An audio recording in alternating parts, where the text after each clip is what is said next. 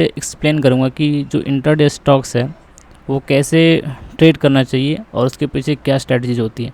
मैं यहाँ पे जो खुद मैं ट्रेड करता हूँ वो सारे स्क्रीनशॉट है वो आपको मैं दिखाऊंगा और उसके पीछे लॉजिक्स भी दिखाऊंगा कि आखिर किस लॉजिक से या फिर किस सेटअप की वजह से मैंने वहाँ बाय या शॉर्ट किया था।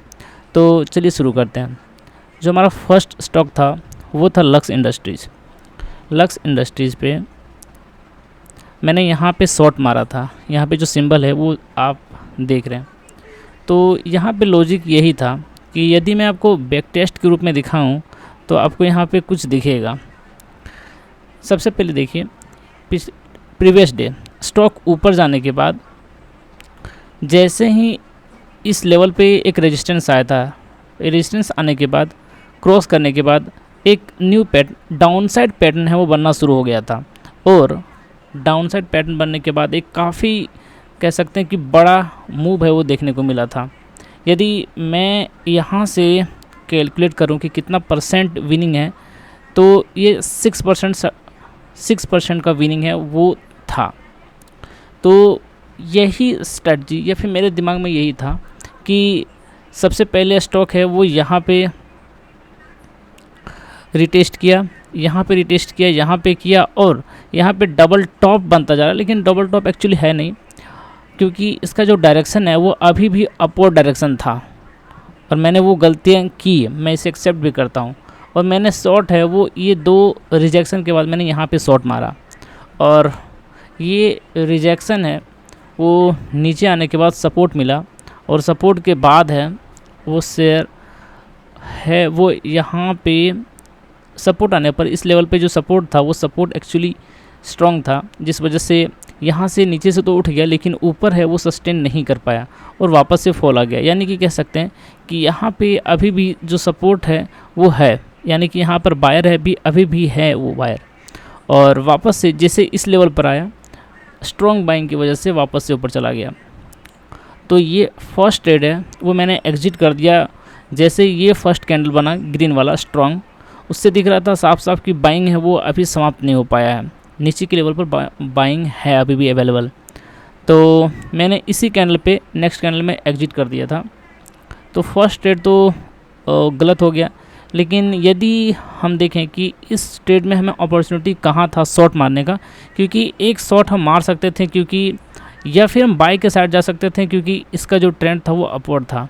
तो चाहे हम यहाँ बाई कर सकते थे इससे देखते हुए, या फिर हम शॉर्ट जो मार सकते थे वो डाउनवर्ड पैटर्न देखने के बाद हम मार सकते थे। जैसे कि 1 डाउन 2 डाउन, तो जैसे ही शेयर एक लॉन्ग फॉल दिया, लॉन्ग फॉल के बाद जब ऊपर गया तो ये जो इतनी बड़ी फॉल आई थी, तो जैसे ही ऊपर जाता red candle first candle red बनता, उसके बाद एक फॉल आता, इसीलिए क्योंकि ये लॉन्ग फॉल है वो लोग वो पैनिक में होते और नीचे फॉल करता। तो एक शॉट यहाँ मारने का लॉजिक था, यहाँ नहीं मार सकते थे क्योंकि नीचे शेयर आने के बाद वापस से ऊपर जा सकता था क्योंकि ट्रेंड इसका ऊपर था। तो यहाँ शॉट मारने का लॉजिक था, लेकिन आज की रेट में जो मार्केट है वो बुलिश था और कह सकते हैं कि स्टॉक एक बार ऊपर जाने के बाद है वो साइडवेज में आ चुका था।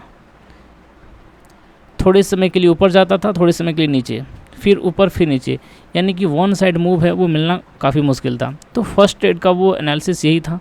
और यदि हम at the end of the day भी देखें तो स्टॉक है वो फॉल नहीं किया। सेकंड ट्रेड मेरा है वो अपोलो पे था। अपोलो में यहाँ से देख सकते हैं, देखिए सबसे पहले स्टॉक है वो एक लॉन्ग मूव दिया, मूव देने के बाद यहाँ रेजिस्टेंस बना, इसलिए क्योंकि 3 बार स्टॉक है वो यहाँ से गिरा है, 1 टाइम 2 टाइम और 3 टाइम। तो ये 3 टाइम फॉल आया है तो यहाँ से गिरा, लेकिन ये सब स्टॉक है वो गिर नहीं रहा था। और जब ये स्टॉक ऊपर जाकर के नीचे नहीं गिरता है और धीरे धीरे ऊपर जाने की कोशिश करता है तो वो एक बाइंग कह सकते हैं कि सिनेरियो बनता है। और मैंने यहाँ पे बाइंग किया था, इसलिए जैसे ही इसमें वॉल्यूम आया, इस कैंडल पे वॉल्यूम आया और नेक्स्ट और वॉल्यूम आने के बाद ये वॉल्यूम कंफर्म हो गया कि ब्रेकआउट है वो करने वाला है, तो मैंने यहाँ पे बाई किया और शेयर यहाँ तक ऊपर गया। लेकिन मैंने पेशेंसली यहाँ से नीचे आने के बाद भी मैंने सेल नहीं किया और इसका वजह ये था कि इसका पैटर्न वो अपसाइड था। लेकिन जैसे ही शेयर नीचे आया तो नीचे आने के बाद वापस नीचे नहीं आया, सपोर्ट ले लिया, इसमें यहाँ पे रिजेक्शन आया और फिर ऊपर ले गया, फिर नीचे फिर ऊपर, यानी कि यहाँ पे अब स्टॉक है वो ट्रेंडिंग में नहीं रहा था। ठीक है, तो इस ट्रेंडिंग में जैसे समाप्त होने लगा, मैंने एग्जैक्टली इस कैंडल पे मैंने शॉर्ट सेल कर दिया था, क्योंकि स्टॉक है वो सस्टेन नहीं कर रहा था लेवल, और मोमेंटम है वो लूज़ कर रहा था, क्योंकि सारे जो कैंडल हैं वो नैरो बॉडी कैंडल थे।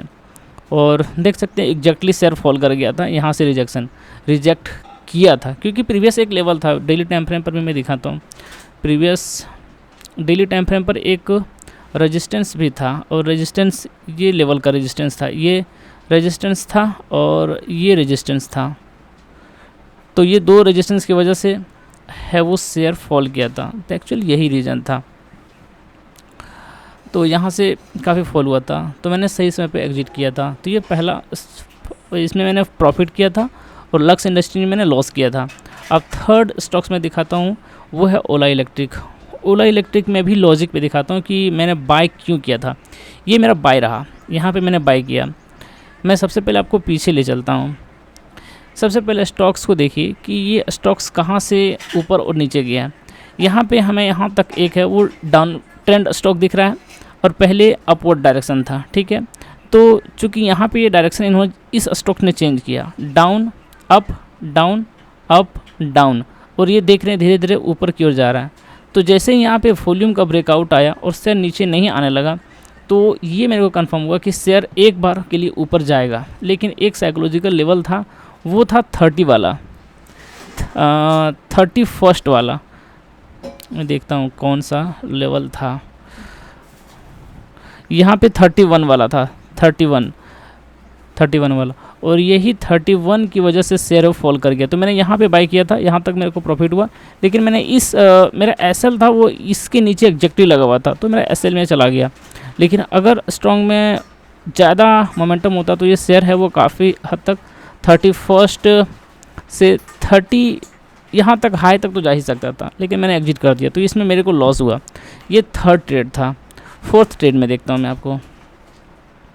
फोर्थ ट्रेड में यहाँ पे बाइंग मैंने किया था, और इसका लॉजिक भी यही था कि स्टॉक है वो देखें तो यहाँ से यहाँ तक डाउन ट्रेंड था, यहाँ से एक लॉन्ग रेंज अपर साइड के लिए गया था। फर्स्ट लॉन्ग रेंज देखने को मिला था हम लोग अप साइड का, फिर यहाँ से यहाँ डाउन हुआ। ठीक है, और शेयर यहाँ से जो ऊपर गया, इसमें मैंने पैटर्न के साथ में गया था, डाउन अप।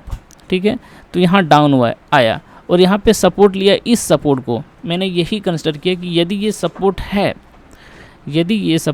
तो यदि ये सपोर्ट लेवल स्ट्रॉन्ग रहा और यहाँ से स्टॉक है वो अपसाइड मूवमेंट दिख रहा है, तो ये कुछ हद तक ये जो रेजिस्टेंस लेवल है, ये वाला जो स्ट्रॉन्ग रेजिस्टेंस है, यहाँ से गिरा है, यहाँ से गिरा है, यहाँ से गिरा है, वो तोड़ करके न्यू पैटर्न बना करके ऊपर चला जाएगा। लेकिन यहाँ पे शेयर उठा, लेकिन वापस से गिरने लगा, और जैसे इस रेड कैंडल मैंने देखा, तो मैंने जो स्टॉक में मेरा एंट्री था वो मैंने एग्जिट किया, इसलिए क्योंकि स्टॉक में मोमेंटम लूज़ कर रहा था। तो इस स्टॉक में भी मैंने प्रॉफिट किया, लेकिन मैंने एग्जिट कर दिया था। उसके बाद देख सकते हैं कितना बड़ा फॉल आया था स्टॉक्स में। यानी कि मेरा जो एंट्री और एग्जिट है वो बिल्कुल स्ट्रैटेजी पर होती है, और एग्जिट भी है वो रूल बेस्ड ही एग्जिट होता है। और लास्ट ट्रेड आज का था वो गैलेंट था। तो गैलेंट में क्या था, शॉर्ट साइड मेरा था, क्योंकि शेयर देख सकते हैं कि यहाँ से फॉल किया है, और जब भी यहाँ से, और मैं दिखाता हूँ आपको, अप डाउन, यानी कि ये लेवल पर रेजिस्टेंस है, यानी कि जब भी ये शेयर पर इस लेवल पर जाएगा एक फॉल आएगा। तो यहाँ से मैंने शॉर्ट मारा, मैंने ये जो रेड कैंडल है वो बनाया, फॉर्म हुआ है, उसके बाद मैंने शॉर्ट मारा इस लेवल पर यहाँ पे। और शॉर्ट का वजह भी यही था कि एक लॉन्ग फॉल है वो आना चाहिए। लेकिन आप देख सकते हैं कि ये शॉर्ट मैंने सही किया था, लेकिन इसके मैंने पहले शॉर्ट मार दिया था जबकि सपोर्ट बचा हुआ था। तो मेरे को यहाँ से शॉर्ट मारना था, तो मेरे को यहाँ तक मिलता। तो इस ट्रेड में भी मैंने प्रॉफिट किया था, लेकिन थोड़ा सा प्रॉफिट हुआ था, क्योंकि लॉन्ग मूव में चाहता हूँ। मेरे को दिमाग में हमेशा ये रहता है कि मेरे को एक लॉन्ग मूव मिलना चाहिए, जैसे ये लॉन्ग मूव है ये चाहिए, लेकिन मेरे को यहाँ मिलता नहीं। जब भी नहीं मिलता मैं एग्जिट कर देता हूँ। तो आज के यही ट्रेड्स हैं, और यदि वीडियो अच्छा लगा तो आप लाइक भी कर सकते हैं और सब्सक्राइब भी कर सकते हैं। मैं हर दिन अपने ट्रेड्स का जो जर्नल होगा वो वीडियो के ज़रिए मैं हर दिन अपलोड है वो करूँगा। मैंने ये ऐसा है वो मैंने अभी कंसिडर किया है। Thank you.